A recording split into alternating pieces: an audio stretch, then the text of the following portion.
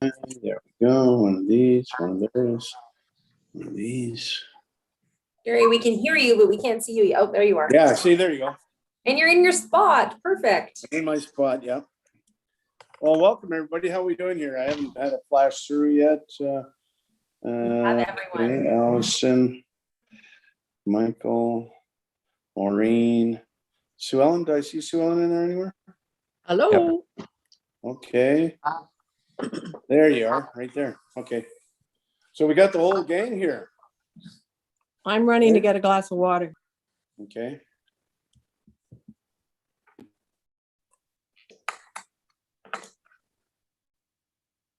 Hope, are you all ready to go? I'm ready. Yes, we're live, Okay. and whenever you're ready. All right. Thank you.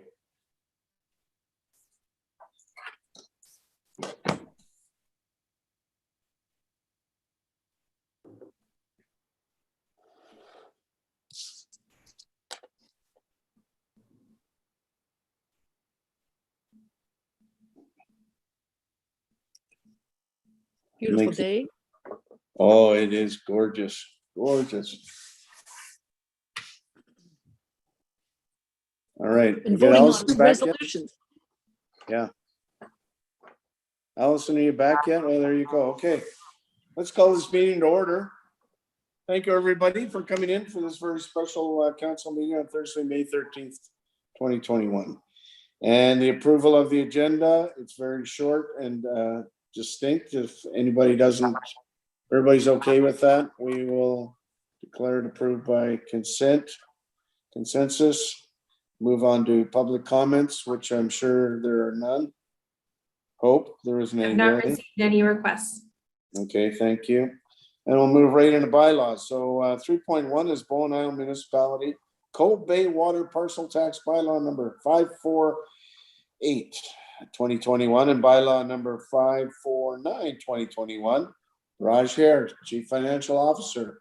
We'll go right to you, Raj. Thank you. Thank you, Mayor.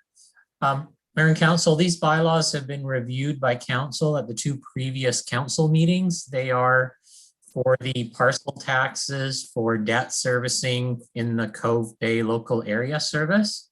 So I will just, I'm happy to answer any further questions. Essentially, the bylaws are recovering the funds to service the internal debt and the MFA debt for the Cove Bay water treatment plant. And they've been read 3 times. So this meeting was, at this meeting, we're asking Council to adopt the bylaws. All right, thank you, Raj. Okay, I'm looking for hands up here. Okay, Michael. Speaker, yeah, thank you. Still, Michael can't hear you. Sorry, I'm quite prepared to propose adoption. Okay, thank you. Anybody else? All right, so the recommendation is the bylaw number 548, 2021 cited as Bowen Island Municipality Parcel Tax Bylaw number 548, 2021 be reconsidered and finally adopted.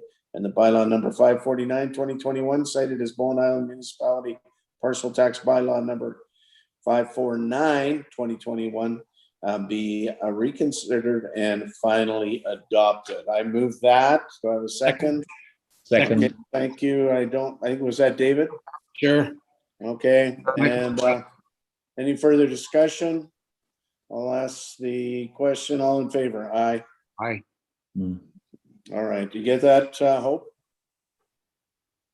Looks like everyone. Councilor Morris, did you have your hand up? Thank you. Thank you.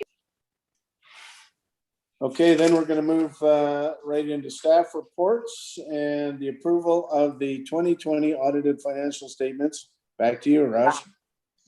Thank you, Mayor. Hope, I'm just going to share my screen. I've prepared a little PowerPoint presentation to guide us through reviewing the statements. And are you seeing the cover page on your screens right now? Yeah. Okay. So I'm going to go over the 2020 audited financial statements for Bowen Island Municipality, which have been reviewed with the Finance Advisory Committee. Essentially, I'll just jump right into the reports. The first 2 pages of the the first 2 pages of the financial report are standard reports that accompany audited financial statements. So the first is a management report, and that report states that basically states the roles of management, the finance advisory committee, and of council. So management is responsible for preparing the financial statements, and the financial statements have been prepared in accordance with Canadian public sector accounting standards. The Finance Advisory Committee reviews the financial statements with management and the auditors. They review and discuss recommendations of the auditors with respect to improvements to internal controls and accounting practices, and make recommendations to council. So the Finance Advisory Committee met with the auditors and had a presentation on the financial statements from staff on May the 6th. And council ultimately approves the financial statements. The second report that we have is the auditor's report. And the auditor report states that in the opinion of the auditors, the 2020 financial statements present fairly in all material respects the financial position, results of operations, and changes in net financial position of the municipality as at December 31st, 2020. And that letter in the financial statements contains further details about the auditor's responsibilities and the approach that they take in reviewing the financial statements. I'd just like to share a little bit of information with the rest of council on the audit. The audit engagement and the process is very comprehensive. The auditors spend about 1 week in the fall in preliminary testing and review of transactions and internal controls. Then the audit itself, the year-end audit itself, consists of a 2-week engagement in the spring, at which staff provide close to about 60 to 80 schedules and lead sheets in support of documents that they've provided to the auditors. We also review significant events and items of concern with the auditors. And then the field auditors, through their process of examination of our books, have inquiries of us throughout the process. This year, we probably received close to 100 inquiries during the audit. This process is very detailed and comprehensive, and at the same time leaves us mentally exhausted at the end of it or during the. So before diving into the financial statements, I'd just like to acknowledge all the hard, and Aoife forbid me from saying this, but I have to acknowledge all the hard work and time that Aoife has put into the generation of our financial statements this year. She did an incredible job liaisoning with the auditors during the audit, while managing the day-to-day administration and oversight within the payroll area and finance in general. And as you all know, Aoife is going to be leaving the municipality soon. And I just wanted to take this opportunity on behalf of the municipality to really thank Aoife for her valuable contribution to Bowen Island Municipality during her time with us. I've really tried to convince her to stay, short of getting down on my knees and putting my 2 hands up. But I just wanted to do a big call out to Aoife before I get into the financial statements. Thank you so much, Raj. Thank you. Thank you for that, Raj. Thank you for having me here. Thank you. Pleasure. So now to the financial statements. Essentially, the first statement in the statements, which is on page 5, is our statement of financial position. And the statement of financial position, on the statement of financial position, the financial position of the municipality is represented by its accumulated surplus balance. So the accumulated surplus or financial position of the municipality improved by almost 9.5 million in 2020. So 8.3 million of that improvement was in non-financial assets, which are our capital assets, and 1.2 million was in our net financial assets. And our net financial assets are essentially our cash, accounts receivable, and investments, less our liabilities, which are primarily our accounts payable, debt, and deferred revenue. And the next statement here is our statement of, our statement of operations. So our statement of operations provides further information with respect to what contributed to the current year's increase in financial position that I talked about in our previous slide. So this statement also shows that The current year surplus was close to 9.5 million, which supports the increase in the financial position that I spoke about earlier.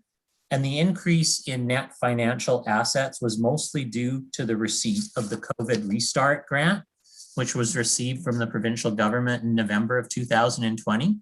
It also included proceeds from the sale of community lands. That's the sale of Area 1, Lot 2.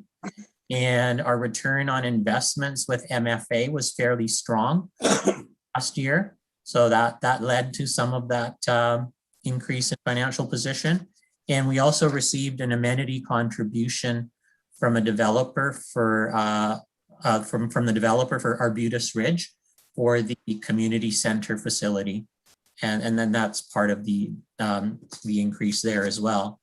The remainder of the increase, which is represented by the increase in capital assets, came through contributed assets we received from developers. So we received roads, water, and sewer infrastructure for the Arbutus Ridge and Rivendell subdivisions.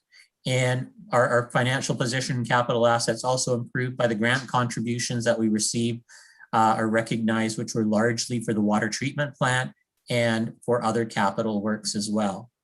And to a smaller extent, our increase or our improvement in operations or surplus was due to lower than budgeted operating costs to a smaller degree. The next statement, which is page 7 of the financial statements, is our change in net financial positions. And this statement provides further details on the change in the municipality's net financial assets. So what this statement is telling you is that the net financial assets, and I talked about these earlier as well, increased by 1.8 million, by $1.2 million. And then it goes on to tell you that net increase of 1.2 million is a result of the annual surplus of 9.5, or the growth in the surplus of 9.5, less what was used for the acquisition of capital assets. Sorry, I went ahead one screen too far, sorry. Minus the acquisition of capital assets of 8.3 million.